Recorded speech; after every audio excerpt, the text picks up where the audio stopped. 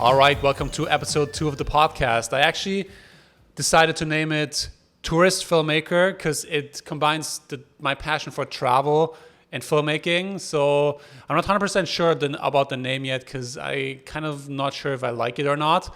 But today is a really special episode because we have our first guest on the show, Patrizio De Mitri, Italian. It sounds Italian. We have been texting on Instagram for a while now, and he's actually from the same city that I'm from Munich. And if you don't know him, for all the product filmmakers out there, his work is insane. Like, he just lately finished a Coca-Cola commercial that was actually like, it blew my mind how it looked like actually from like a production company with like 20 people on set, but I think he only did it by himself with like the help of like a few other people. But yeah, if you haven't checked him out on Instagram, his name is Patrizio De Mitri. You have to look up his work. It's literally insane. But let's get into the conversation with him.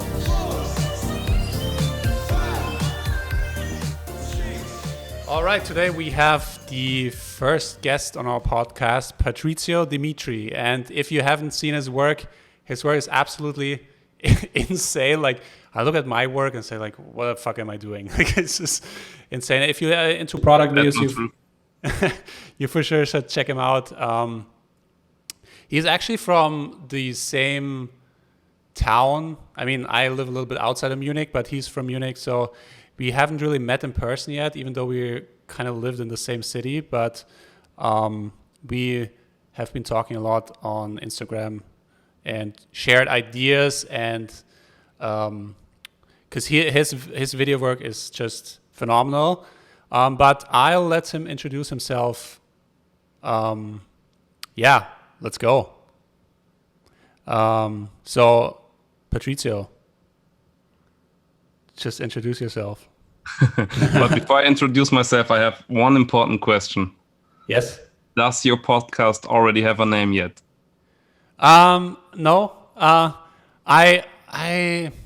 I thought about it because I also want to do because I have the filmmaking thing, but I also do like travel stuff. So I was thinking of a name like that combines that, and then I had the idea like having like making like tourist filmmaker, but I don't think that's a really good.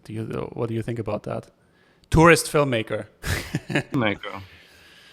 Yeah, there's everything included. Because do you know like I already thought about that name, the Wandering Filmmaker, but you know the Wandering DP podcast.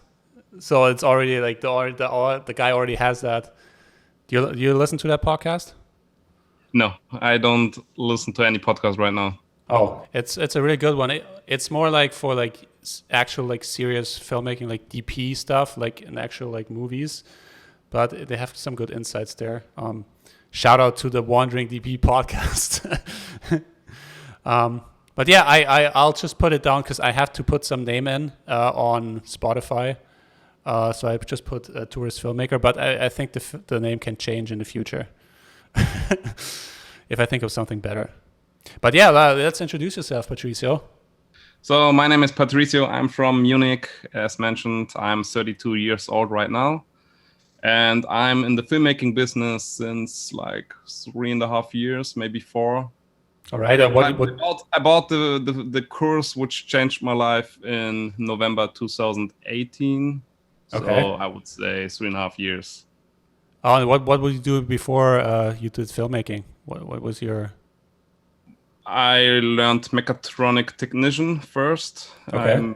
I was doing that for like 3 or 4 years, but I felt really fast that it's not my passion. And I was always more focused on computers and IT. And then I had the opportunity in my company that I could switch to an IT engineer. Okay. So doing actually something where I'm more passionate about, but I learned fast that it's still a 9-to-5 job and I have to change something in my life. Yeah. I understand. So you said something about a course that kind of changed everything when you wanted to get into filmmaking. Yeah. I think a lot of filmmakers know this course. It's from Parker Warbeck, the full-time filmmaker course. Okay. And I was in this situation in my life where I knew I had to change something because I was really unhappy with the current situation.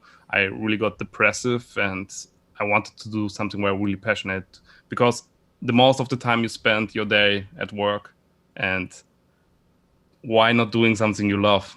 It makes you more happy. I Right? understand. I understand Yeah. completely. And I was already my teenage time really interested in filmmaking, but more like big movies and everything. And I never thought you can learn it by yourself. And YouTube wasn't that far, right, like it is yet. So it was really hard to practice something on your own or learn something on your own. Yeah, But yeah, I think it's the same for, so even the same for me. Like I also was interested in like the bigger sets, and when I kind of was in school, like becoming like a product filmmaker, it was like, this is not like a job, you know, like the big marketing agencies shooting like the commercials for TV, kind of like when I was in school. But obviously that changed now, because now I think now everything changed kind of with like social media and stuff like that. You don't need like a huge production team to shoot like a social media ad. I mean, people still do, but I feel like the TV ads, this is like TV ads are not as important anymore. So like, yeah, same as you. Like when I grew up, I wanted to shoot like, I wanted to be interested in filmmaking, and that's actually why I moved to Vancouver to work in the film industry. But then, really. yeah, so When did you start with filmmaking? I I always when I was a kid, I was recording videos. With my brother and my friend, we were always recording videos. I remember when the first digital cameras came out. You can record like 10-second video, and we were going in like my dad had one, and I kind of borrowed it secretly, and we shot these jackass videos.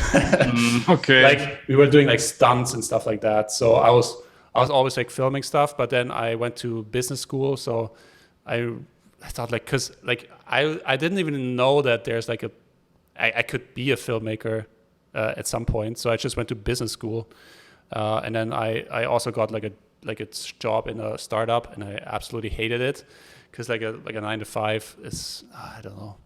And then I actually started something again. So I went to like a media school, and we had our own television show and stuff like that. So that's why I got really into filmmaking. And then I did a semester abroad in Los Angeles, actually, like study abroad, and that's where I really, because then a lot of people from the industry came in, from actual filmmaking industry, like the guy who did I think Texas Chainsaw Massacre. You know that movie? No. He was cut. It's like a horror movie, and Okay. he's coming into the lecture and all telling us about like lighting and stuff like that. So, yeah, that was really cool, and this got me hooked. So I wanted to move to Vancouver, because a lot of people don't know this, but Vancouver is they shoot a lot of movies here, like Netflix shows and stuff like that. So I came here, but then I thought, like, I don't know if did you ever try to work on like bigger sets in Germany, or I never no? worked on a bigger set. I never Yeah, saw a bigger set live. yeah. I just know my It's my home studio. yeah, it's because you're like, when you're starting out, you're like just a small person, not a small person, but you know, like you're like have a small role, I would say. And then it's like crazy hours, and it's like, okay. I just actually, when the pandemic hit, I started shooting product videos, because Me too. I couldn't do like the sets were all closed, so I just what am I gonna do? I just want to film something, and yeah, I actually did, the first thing I shot was just like, I had this gin, and I just shot the gin. Um, but yeah, you did the same thing, right? At Yeah. when the pandemic So started. actually, I don't want to say it, but actually, I'm a bit happy that the pandemic happened. But of Okay. course not. Of course Yeah, not, yeah, yeah. because so many people suffered of it. But I really found my niche in the video business, and it's product videos. And when the pandemic hit, all my other jobs got canceled. I was really into weddings and Okay, like events, okay. and everything was canceled in this time. And then I had to figure out, okay, what am I shooting now? And then full-time filmmaker again did this contest, like a product ad to shoot. And then I said, okay, let's give it a try. And then I searched around for tutorials, and then I found Austin Paul's crazy YouTube channel. And yeah, Oh yeah, I there I saw that started. too. I saw that too. Yeah, The guy, but he also took the course, I think, right? yeah, He he's was also a also. member of the course, right? Is it in the course that like, so you pay it's like, how much is it? I paid like $500. I think now it's like 800 to 900. Okay. But there are always like big sales running, so I Okay. would wait for, I don't know, Easter and Black Friday. So they make really huge discounts. So you can still get it for 500. Were you like at the beginning, were you like hesitant to pay that amount of money for like a Yes. course? Yeah. Yes, I was. But you say like it's like maybe it might be the best investment for your career. Is it like in the course? Because I never took a course like that. Is it? Okay. Is it like they teach you all kind of stuff? Like you said, you were into weddings before. Do you think are they teaching like weddings and they're teaching like Yeah, I don't know, so commercial? At the very beginning when I bought the course, I had no niche. I just shot whatever. So I had no clue about cameras. I had no clue about settings. I didn't know a thing. Okay. Yeah. And then I wanted to learn more and to get more these cinematic shots because I had no clue about it. And then I looked around on YouTube, and then I found Parker Warbeck's light tutorial on YouTube. And this was so in depth and so good explained that really hooked me. And then I saw, hey, this guy has a course. And then I watched his 1 hour webinar. And after that, I was sold, and I bought it immediately. I had no money on my konto. I bought it from my girlfriend, I think, so I could buy it. Jesus. But it was the best investment in my life. So yeah, that's good. That it worked out. Yeah, for everyone who wants to start out, I recommend the course because it's really structured, and you just have to follow the process, and you learn everything easy and faster. So after half a year, I was already a full-time filmmaker. That's cool. I just have to get my power supply for my MacBook because I forgot to.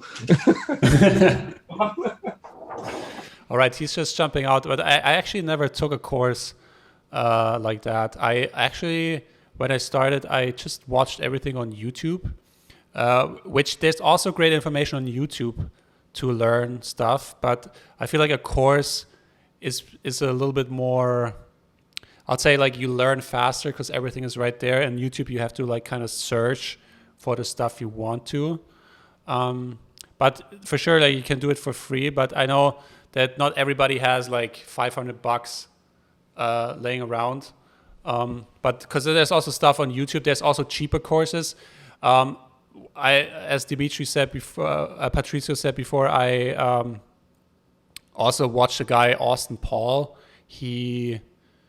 I think he was also part of the full-time filmmaker, and he started his own YouTube channel, and it kind of blew up. He would one video out, like I think it was a whiskey commercial, and then I think it also was kind of when the pandemic started, so it was also perfect timing. So people trying to get into that kind of videos, but it was. I watched that guy a lot because I already had some knowledge about like camera settings. I already knew that, but like product filmmaking was something special, and I didn't know like they could do such cool stuff from home with like simple stuff if you know what you're doing, right? But do they teach? So like you were saying, you were shooting all over the place, weddings and everything. And do they teach product videography in that course? There's right now a really mini section where they show like product videography with a phone, I think it was, and maybe they did another one. But there's still not a huge section on product videography itself. Okay. But there are other mini courses like real estate, which is a big market also in the USA. Here in Germany, not really. Then there's Music Video Pro to do music videos. And weddings, so they have some sections where you can learn a lot. And so, what made you then switch to like product videos? What is that, because of the pandemic, or? Yes. It was the pandemic because everything was canceled, and I was thinking, okay, how can I do money now without meeting other people, because it was like forbidden in this time. And was it hard to like, because I think like, I don't know, did you have any like work you could show to clients, like product video work before, or did you started from zero? I mean, you had like your wedding stuff, right? But did you have any? I had some videos, but I have to confess, 2 years ago my videos looked like shit. I'm not sure, but so how did you get your first like client to shoot product videos? Well, at the beginning, I really contacted a lot of different companies, and I offered my services actually for free. Yeah. Now I know it's the wrong way to go. You should never work for free. You should always appreciate your work, and also other people should appreciate your work. Then you are also more motivated and you're more willing to give your best. Yeah. So it doesn't matter if you get $10, but just take a little bit. Never offer your service for free. Yeah. So did you shoot a lot of like spec ads or something like that, or Yes. do you? Yeah. And then, so like I said, there was the contest from Full-Time Filmmaker where I participated. I won with my first product video, the second place, and awesome. got to like the first, I don't know, $500 was it, I think. Okay. And so you made the feedback from the course, kind of like you got the money back with the second place. Exactly. I made more money with the course than I paid for it. So that's awesome. Because you recently won again, like the recent challenge, right? Yes, the exactly. I won 4 times now. That's insane. I think 2 times first place, 1 time the second place, and 1 time the third place. Damn! Like if you haven't seen the Coca-Cola video, it's just insane. Like it looks like an actual commercial, like from like a high like production studio with like a 20 man crew or something. Looks Not really. Cool. 3 men. Oh, that's good. So so you started like you shooting spec ads in like the pandemic, and then you sending it to the clients and asking them if they want to buy it off you, or how? Yes, also this never worked for me, unfortunately. The first spec ads, they just said, "Oh, thank you." The first video I sent, they said, "Hey, that's so cool," and they sent me like a present, a gift for that. Okay. And it was like, how do you say flachmann in English? Oh, like a flask, like where you drink alcohol. Yeah, exactly. I don't drink alcohol, so it was really cool. Okay. But so yeah, like you did that in the beginning. Did you reach out to like bigger companies or like more startups? Do you find it easier for like smaller companies to reach out to, or? Well, my outreach was in the beginning really bad, and I didn't know that. I was more focused on growing on Instagram, and I thought always when I get more followers, I get more jobs, I get more money. And I realized fast that's not true, because I really focused on putting out high quality content, and I spent hours and hours in shooting, and it worked, because now I built like over 30,000 followers in like 1.5 years. So that's crazy. It's not bad, but still I didn't get that much requests or offers I was looking for. And then I knew, I really have to learn more about sales, because sales is one of the most important skills when you might want to make money, not the skills behind the camera. And I see that always. Interesting, because I had the same approach. Like I feel like if you grow, like if you have a social media, I always thought like social media helps with like getting work a lot. So this didn't work for you. Like do companies see your work on Instagram or whatever you put it out there, and then they reach out and say, hey, can you shoot this and this? Or as I said, you reaching out more gives you better jobs. You would say, or definitely. So now I'm in a coaching program from Nick Metzger. And he's really teaching the business aspect of filmmaking. And I just got a structured outreach process, and this is working so good. And now I understood that outreaching is the most important. And outreach doesn't mean that you do like 10 mails in 1 week. No, I outreach 20 clients per day. Oh wow, that's a lot of work. I get a lot of no's, and you get to used to it. That's completely normal. But there are also the 3 guys in this 20 who are interested, and with them you then a call and tell them your offer. Are you going for like bigger companies then, or is it Yes. all kinds of companies? Because I feel like you're at the point now where your work is kind of like so high quality that you wouldn't work for like 500 euros or dollars anymore, right? No.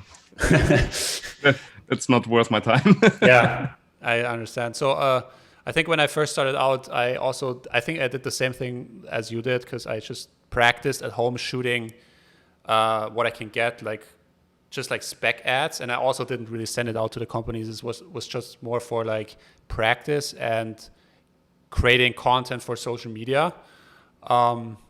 But yeah, I actually also I never reach out to companies. I also people You should find start, me. man. You have also amazing content. You really get clients like that easily. Thank you, but I don't know. A lot of companies found me, I think, through TikTok. I had like 1 or 2 videos blow up there. And then, I still didn't figure out TikTok. I post some videos. I have also 2K followers now. yeah, They are not that exploding like I hope for. And you have to post didn't like get it. you have to post. I try to post every day, but for filmmaking it's kind of harder to post because your work takes a little bit more time to shoot. But there's also an opportunity to create like other content, but you have to really be focused on like the TikTok aspect. I think you really have to mix the personal aspect even more into TikTok. Yeah. They want people to see also fails, so you should maybe show more of your fail situation. Yeah. And I think this is more going viral than actually the high quality work and the behind the scenes. Yeah, but it's taking off. It's funny though. Like I posted a video. I just shot this spec ad on a watch, and then a bigger company saw that, and then they wanted to meet. They actually also wanted me to do like a contest. Like there's like 5 other people were involved, and then the best one wins like a contract with them. And I said, should I even do that? Like, is it worth my time? For like you get like paid for like 500 euros for like this 15-second commercial, which took me like a few days to shoot, which is like, I don't know, $10 an hour kind of. I was like, should I do that? But I'm glad I did, because I didn't even win, but they liked my work so much that I got more and more work with them. And like, I got recurring videos even though I didn't win. And now I had like a really big job with them. It's like sometimes you just have to like take the risk, even if they don't pay you what you're worth. Sometimes I wouldn't have done it for free, for sure not. But if you get a little bit at least when you're starting out to get your foot in the door, and then now like the second video I did for them, I charged way more already. So this was just like an intro. Sometimes that can be good, but I also am not a fan of like companies. They want to like lowball you, like they want to just like for that, they got like 5 videos for like $2,500, which is like crazy. I mean, it's okay when you really have no portfolio, and then they say, okay, can you shoot that? Okay, you can do it, but like I said, never for free. Yeah. At least ask for like a review, that they give you like a nice review as a video, so you can use it for your sales. That's the minimum, but never do something for free. Yeah, that's my advice for today. The most important one. But so you like now you're reaching out to a lot of companies. Is it like you think you work by yourself still, or do you have like you trying to find like an assistant for you to do that or help you with that? Because I feel like if you're doing that every day, it takes up a lot of time, even like finding all the companies, and then you also have to shoot stuff, right? That's true. I was thinking the same like you, but I found this process which is pretty easy, and you don't need like maybe maximum 1 hour for outreaching per day, and everyone has 1 hour. Okay. So what I'm doing, I tell you, my process is like that. I go just through the Instagram feed, and I get sponsored posts, right? And my algorithm is like I always get shown a lot of products, also a lot of drinks. And then I just make an analyze. I go to the Facebook ad manager and just search for the company and look what kind of ads they are running currently. And a lot of companies don't have even video ads. And then I just send them a message where I say, hey, I saw your commercial. I really like it, but I figured out you're not running any video ads right now. Did you know that you can boost your return on invest by using video ads? If you want to know more about it, just contact me and I'm happy to hop in a call with you where I give you some ideas for your marketing. That's really cool. That's the way. So I'm just scrolling through Instagram. The sponsored posts are like my leads, and I just text them. Because they're already spending money on exactly ads. Exactly. They already understood that marketing is important. Yeah. But and they probably have a budget for it.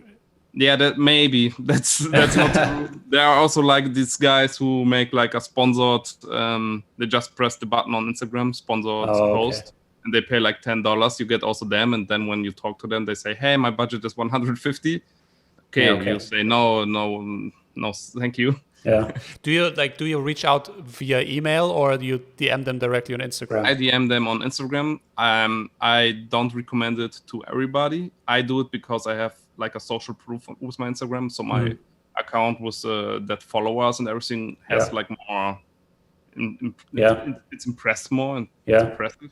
So this is a huge benefit for me. So it's a little bit more easy. Yeah. But and what my coach is telling is you should just contact them everywhere. So send them an IG message, send them an email, look for the CEO on LinkedIn and text him there, and just put you out everywhere, because it's not happening that all 3 channels are not seen by one person, you know. Especially if it's a big company, like it takes probably a while to respond. And never use like info at whatever emails, because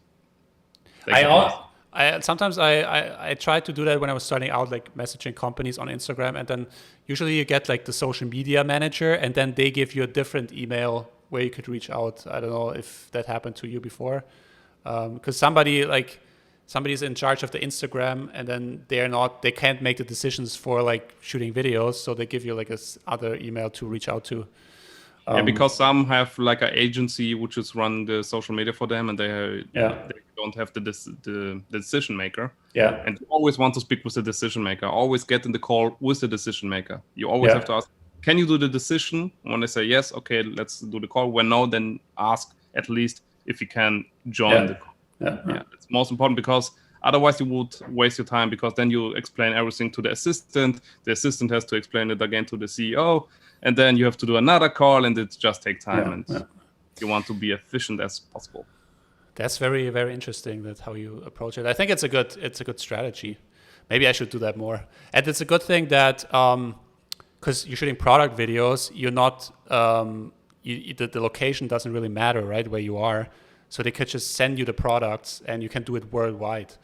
Other than like if you're on a wedding, you just have to like go there. Like you're probably just doing weddings in kind of Europe area, kind of, or like Germany. You wouldn't, unless it's like a really high paying wedding, they wouldn't fly you out to like the States or something. So the product videos are good for that, because they just can send you the products, and then you just shoot it at home. I started my living room, so same here. The thing is you can work without a person, so you're more flexible. You can choose your working hours. You have time. That's the most what I love about it. You can really relax and focus on light. When there's a guy who wants to be interviewed or whatever, you're always a little bit stressed and want to get everything really fast. But I really enjoy the process of setting up the lights. And I was actually, because I shot so many product videos when like the pandemic was there. Like I was also back in Germany, and now I moved back to Canada. And now all of a sudden I had to shoot with other people, and then I had this studio shoot where I had to hire a model and stuff like that. And I was like, I'm not really used to this anymore, because at my product videos, if something goes wrong, I can just like reshoot it. It's no problem. But if something goes wrong in the model video, because we had to like get a studio, and like the model paid the model, right? If something goes wrong, yeah, you're losing out on a lot of, because you had to repay them or like rehire them, and then you're losing a lot of money, kind of, you know. And the product video doesn't really matter. You just like do it again because you're just by yourself at home. Because I shoot from home. Do you have a studio now, or? We have like a 30 square meter room right now, and we rented it since July 2019 when the pandemic hit. But now we are moving to a bigger space. Nice. Same building, luckily for us. Okay. Do you find it, do you get more work done when you're not at home? Like if you actually go to work and go there, or do you? Well, it's more, you can relax more. I wouldn't say you get more work done. That doesn't matter. It's more like you have like different places. One is really relaxing and you're private, and the other one is your workplace. So this separation of private life and work life is important. So you really can relax. It's nice to have like a dedicated space where you could shoot, because when I moved to Canada, I was staying in Airbnbs and I still had to shoot my videos. So I was setting everything up like in the kitchen, and you know, like sometimes you have to shoot like 1 or 2 days in a row, and then you don't want to like break everything down and set it up again. And that was like so annoying to shoot while you're not having a dedicated space. Now luckily I have like a room. Like I have like a room where I could shoot in here. I don't have to like set everything up, and I can leave it in the room. And I don't have to do it in my kitchen anymore, or my living room. How many square meters is your room? It's very small. I don't even know, but it's really small. I haven't, because now I don't have a couch yet. I have this like big living room, and my couch is not here, so I shoot everything in here. But once the couch is here, I have to move to the other space, which will be, I don't know. I think for product videos it's fine, but you probably have like a bigger space. But you also have we have like 30 square meters here, but we have next to the other room a 90 square meter room which is completely empty. And because we are like a working space here, so there are many companies in this place, and everyone can use this big room. So I when I needed more space, I just could build everything next door, the other room. So that was really, really cool. But now we shot, because it switched a little bit the rules here. We have a new owner, and now it's not anymore for free. So I shoot a lot of in this 30 square meters, but I'm used to 90 now. So for me, it's super small. So I cannot imagine how you shoot in your super small room right now. Yeah, I actually haven't done a lot of product videos lately. I was just taking a little break after that. I had like a crazy project, so I took a little like 1 or 2 weeks break and just focused on creating content for social media.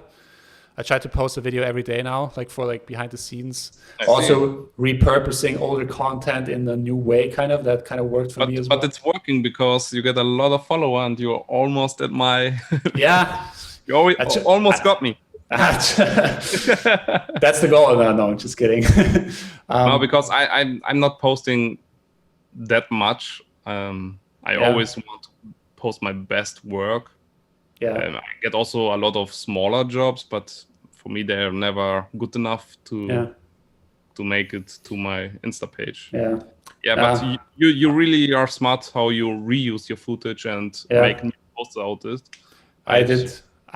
That's what I did. Like just try to. That's smart. I should do that too.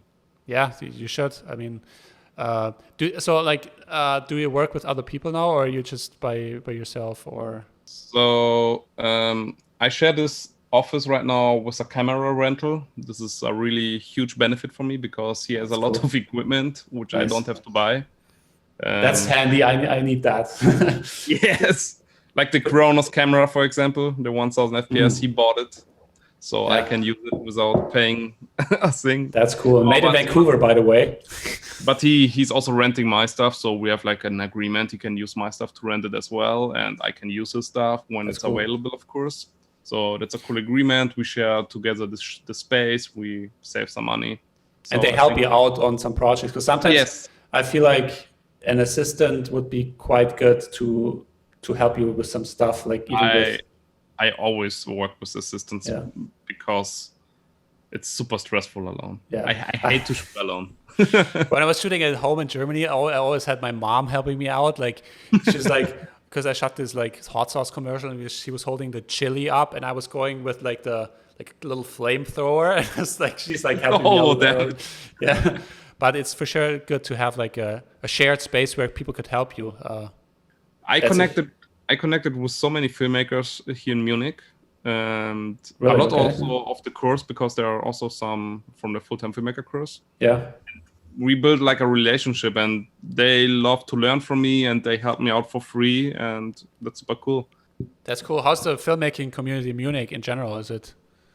It's cool. I started now like a WhatsApp group. I made a post on Instagram where I asked all Munich filmmakers to give me a sign. I added them to a group, and then I want to make a meeting here.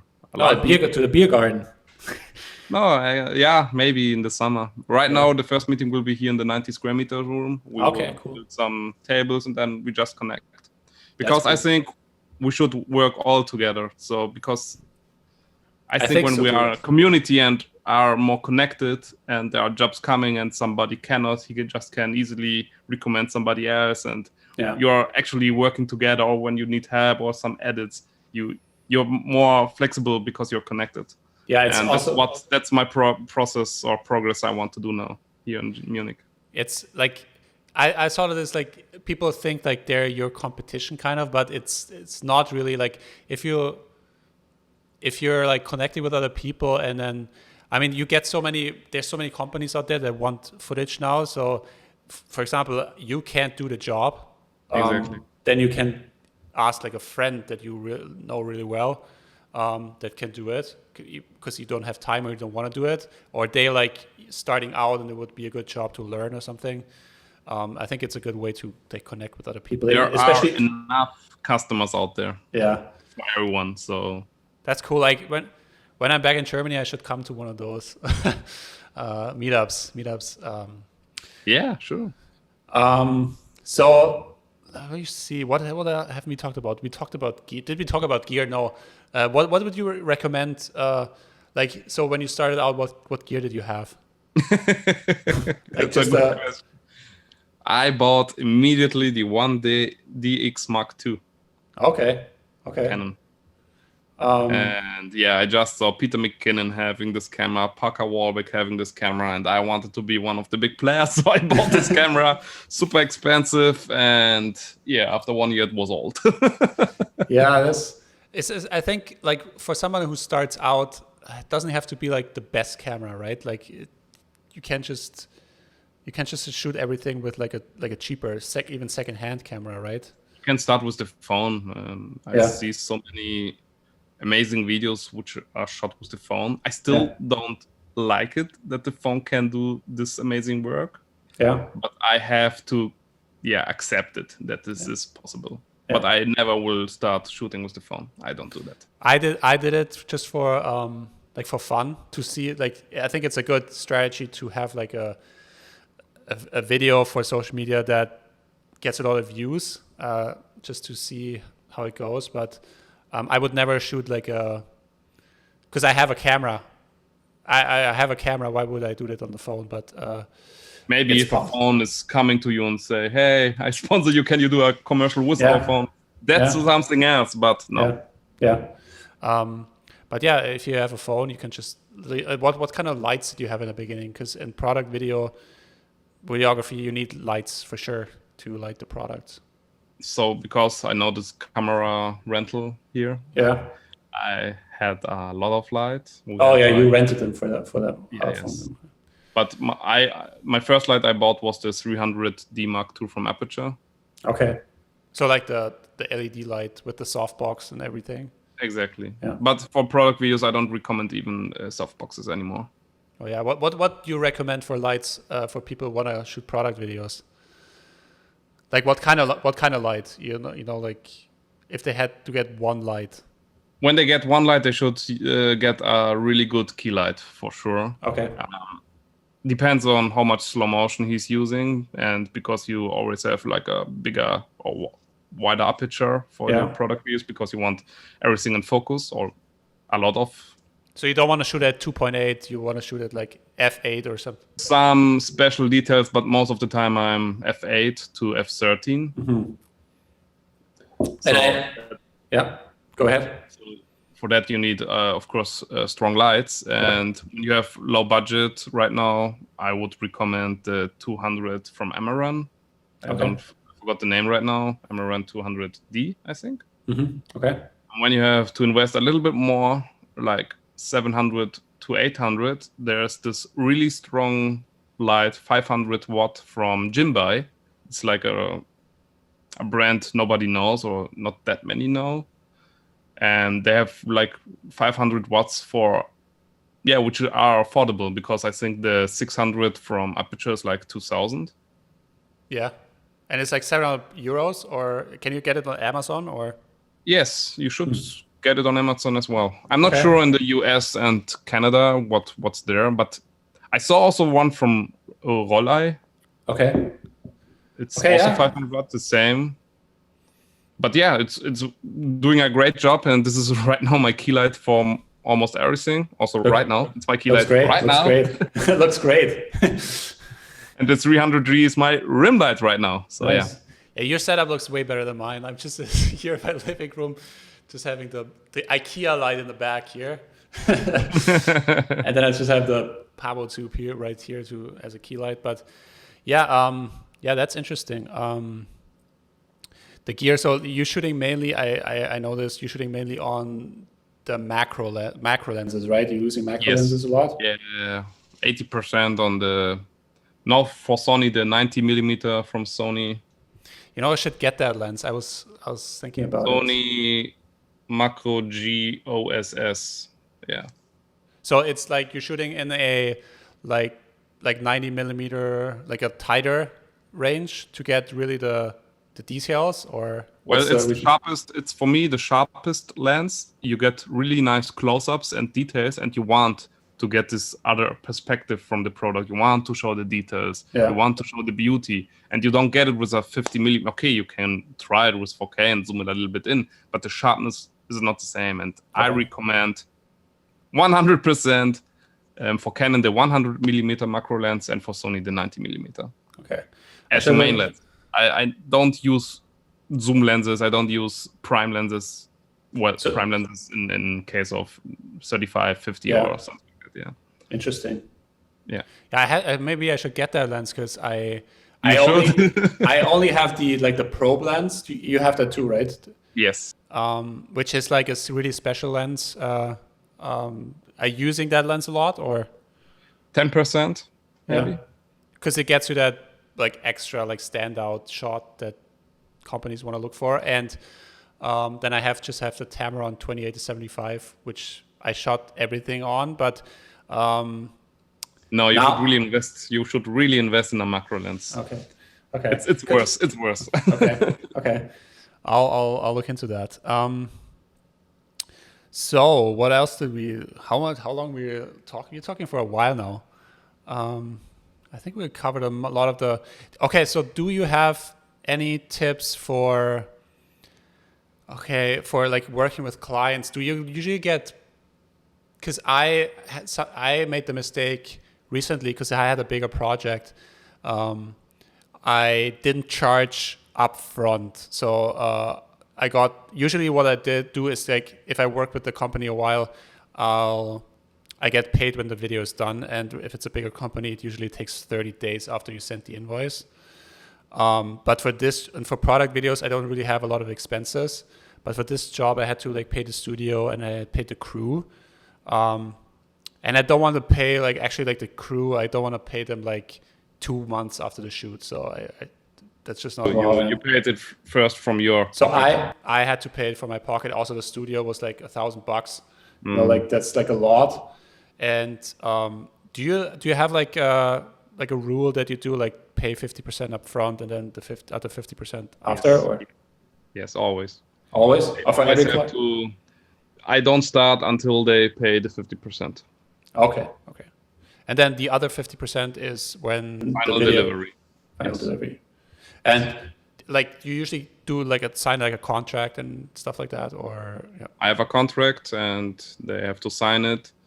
I'm doing it even more easier now. I will do everything online. So Yeah. when I'm in the call with them, I want them to sign it in the call, Okay. because a lot of times I closed the job. I thought I closed it, and 2 or 3 days later, they just didn't respond anymore.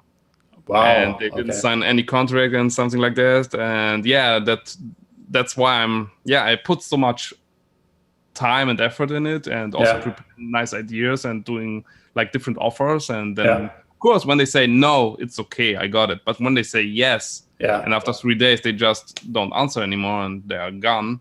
And I think that's modern right now, because there are so many people who just start ghosting, Yeah. which is just disrespectful, because just say no, it's okay, the other person accepts it, Yeah. it's okay to say no, you can say no, but at least say no. Yeah. Did you have ever somebody not pay you? Like you did some No. work and no. Yeah, and When I did the job, I always got my money. that also never happened to me, but I had some friends that actually like they waiting still for the money that like they did the job like 3 or 4 months ago. It's like crazy. But I had some luck with the companies. Like Yeah, me too.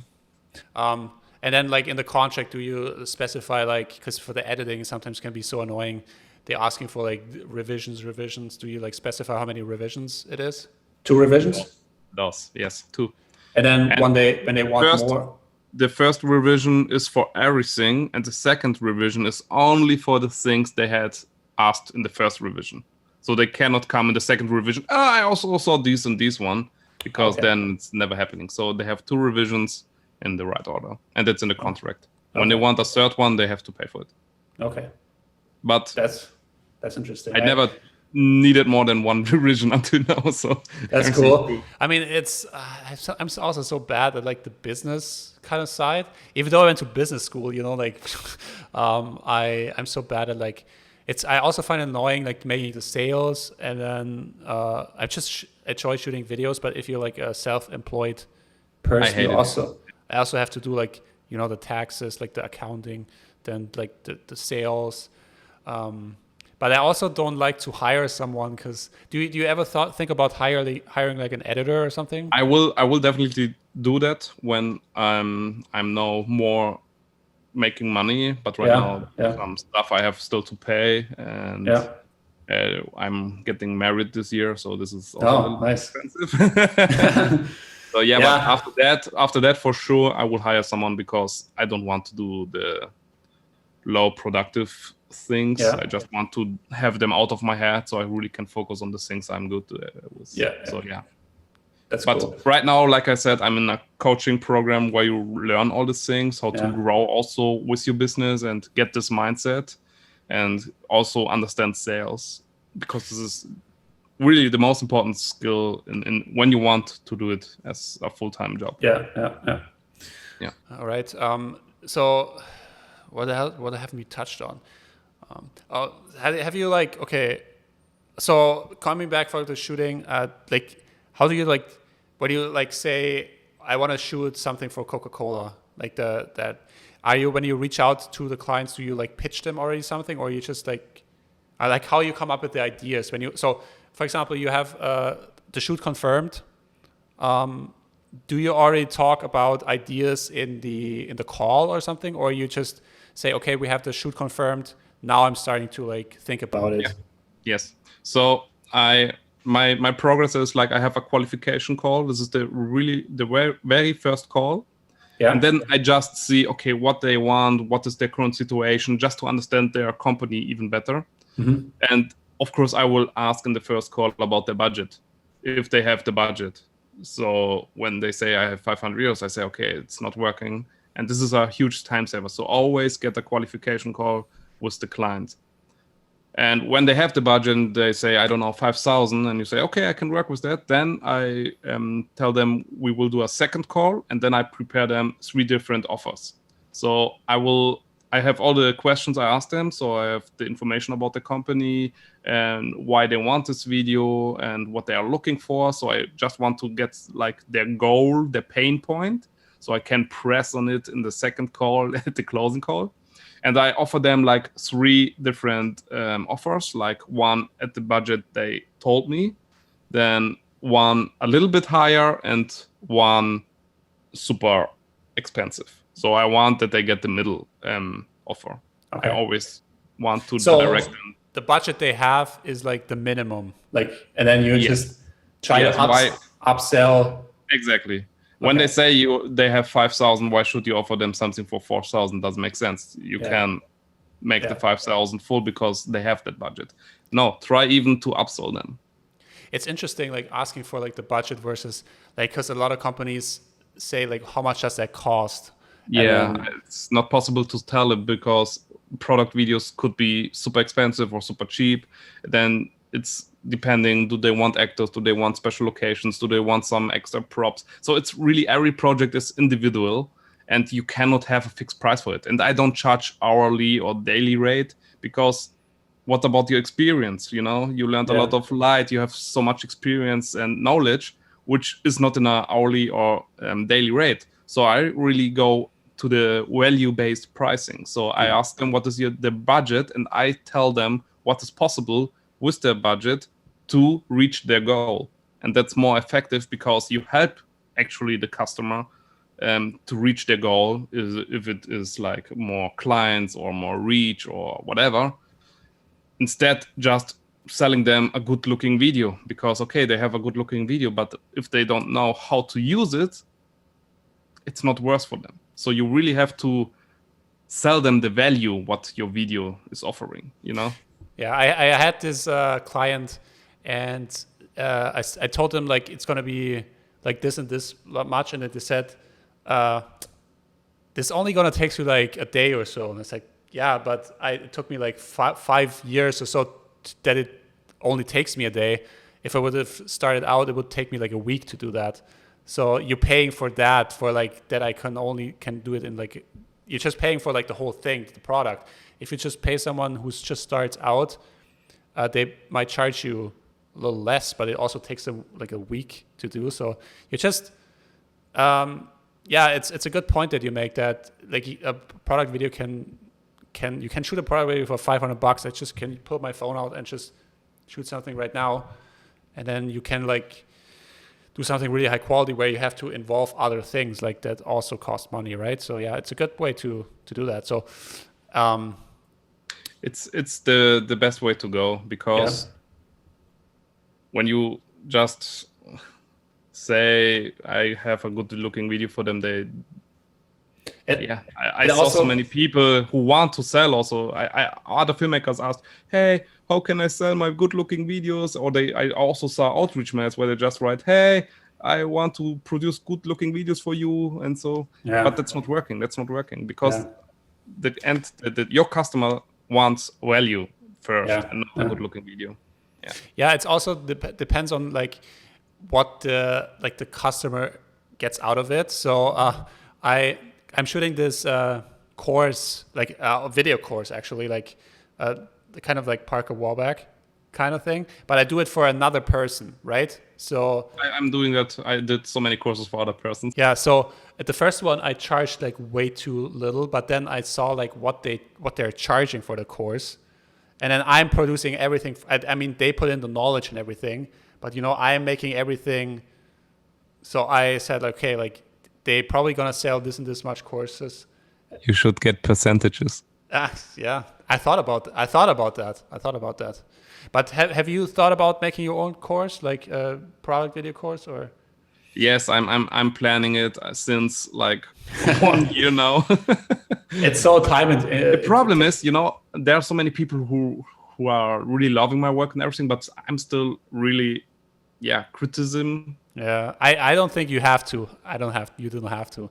I feel like your work is really nice. You for sure would sell your course a lot. I feel like but I still think I don't know everything, and sometimes I'm still trying so many hours until I figure out the perfect lighting and the shot. It's always like a journey to the final shot for me, And how can I teach a journey? You know, that's I can do the basics, but that's the thing I want to combine so they really get the most out of it. And when I get this idea, I will start immediately. But still, it's maybe they are also interested in the journey. I don't know. Maybe they want to see how to solve problems. Because I mean, you know it for sure for yourself. When you do product videos, you one sec. Sometimes. Yes. My camera just shut off. Uh-oh. 1 second. I checked my camera now. That's so weird. That's so weird. I had it hooked up to the power. Okay. And it still shut off. I don't know. But good thing I have the FX3 because there I see the red light. It went off. Nice. So I noticed. I checked. My camera is still running over 1 hour now, and oh wow. Okay, we should wrap 6%. We should wrap that up soon. Where were we? I think. What have we talked about? I said you know it for sure as well when you do like a product shot and then you have like some problems and you want to fix them. Yeah. It's always like a new challenge. Yeah. And that's the fun process of it. Yeah. That's where I wanted to go before, like with like the ideas for the product videos. How do you come up with them? That you pick the song first, or do you just look at the product and think, oh, what can I do with it? Because I have to struggle because I shot so many watch commercials now. I think what can I do differently? You know, like, do you just how is your process in finding the shots? So how I do it is I'm always looking for the high-end commercials. So the really big companies who have millions of budgets for their product videos or for their commercials. And then I see already what kind of mood they create, why they create it, and what kind of shots. And then I try to adapt it on my shooting. So I try to produce similar with my equipment because I have a lot of equipment, but still not that much like they have. Yeah. And then I try to make the best out of it. And then I search for similar songs. So I know already the mood and then I just edit it.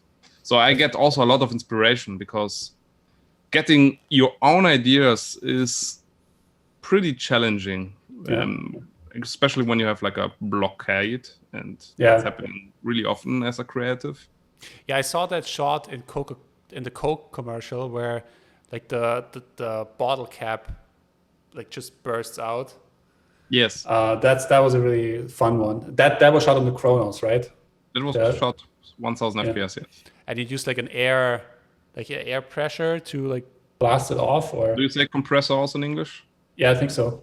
Yes. Yeah, I drilled a hole, or a colleague drilled a hole in the bottom of the bottle, and then glass bottle, or was it a glass bottle? Yeah, it was a glass bottle. Yeah. Took 40 minutes for him. Jesus. And then, how do you say ventil in English? I actually don't know. Yeah, flask maybe? No. Yeah, like okay. So now we're struggling because we're both from Germany. And then I just put like the pistol and just blow air through it, and then of course you had to remove the bottle cap, cap first, and just adjust it a little bit so it's flying easier away. Yeah. Because when it was closed completely, no chance. The Coke was spreading out, but the battle was not flying away. So it was also a lot of tries. Yeah, it's that was a really cool shot. I really liked it. Thank you. I reshot actually the whole shot again because my first edit I was not happy with the light and the outcome. So on the next day, the last day before the contest ended, I built everything again and reshot everything because I was not happy. So that's crazy. Everything for the shot. Do any because there's a lot of equipment brands. Because you have like 30,000 on Instagram now. Do they want to like collaborate with you, or how do you feel about that? Like the collaboration with with filmmaking gear brands. Do you have any? Right now, I have only a collaboration running with Manfrotto. I love their stuff. I'm using the C stands from them, the tripods, and sliders. There's also a cool slider tripod. I love it really much. So I love their products and I'm happy. So I'm always only doing collaborations with brands. That you're using actually. Yeah. I'm myself a fan of them, you know. Yeah. But I got also offers from other, but I declined them when I'm not sure about their products. So I really want to give also value to my community, and I just recommend stuff I would use as well. Yeah.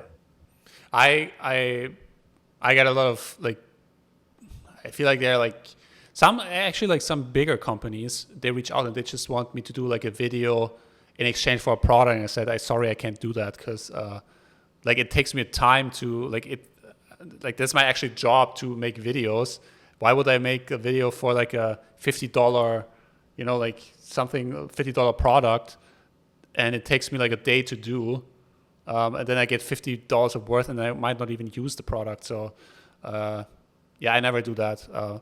But yeah, I reached out to a company because I love their product. That's something else, and they were ready to collaborate with me. I have to get that thing. I have to get that thing. That's cool gun. That's okay because you are interested. You offer them. You pitch them an idea, and that's okay. But when they reach out to you, and you don't know the product, and you don't know if you can use it or something, you always should first charge it. And second, for me, always important is to tell them I am completely honest about the product. So you don't just say everything is cool because you get paid. No. Yeah, I have to get that thing. This is really cool for product videos. I can send you the affiliate link. Okay. All right, that works. So like, before we wrap this up, like, do you have any like, I'll say like, what's your goal with like the product video stuff, or like you want to like, is product video the ultimate thing you want to do, or do you want to like maybe do something else? Actually, I'm a good friend with Niklas Christel. I don't know if you know this guy. Yeah, the YouTuber. Yes. Is he from Munich? I shot. Yeah, he was from Munich. I shot a lot of his first videos in Munich with him. Okay. So I was actually the camera guy. He blew up a lot, I think. He blew up a lot, and he made this video where he showed how much he earned only with YouTube last year, and this inspired me so much that I'm actually my dream goal is also to get a full-time YouTuber to just shoot stuff I love, maybe sponsored stuff. That's cool, but not. I still hate sales. I have to do it, of course, and you need to do it for money, but I hate it still. And still you get products maybe you're not really interested in, and then you create videos which are not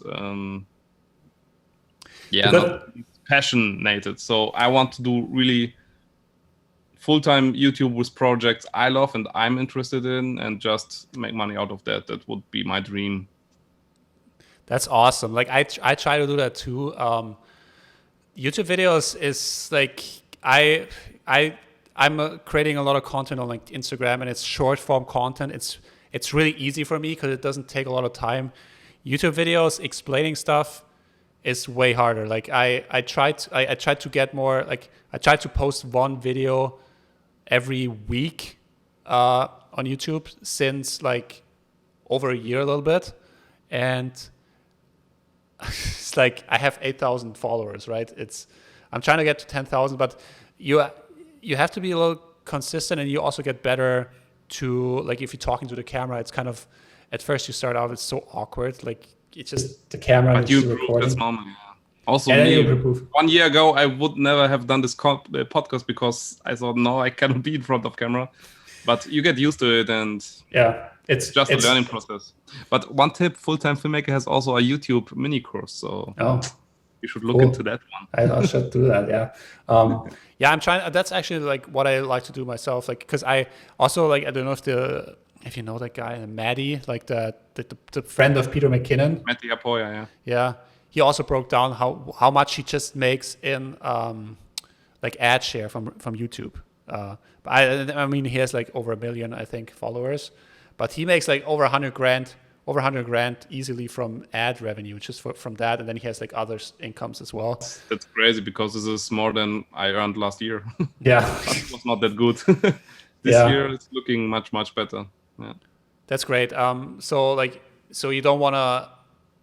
You actually have to say stuff that, because I realized, do I want to work with like brands, and then because if you're working with brands, sometimes they just tell you what to do. Like sometimes, like when you work with bigger brands, even like especially if you're working with bigger brands, they have their marketing team and they say, oh, we like this, and you just execute.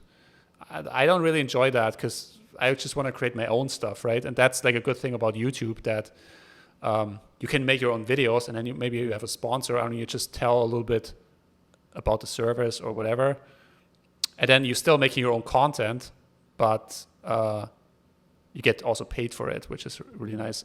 Yeah, so I don't like the just executing on videos. I don't really enjoy that process. Okay.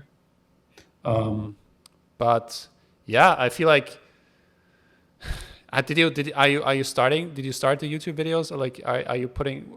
I have a few.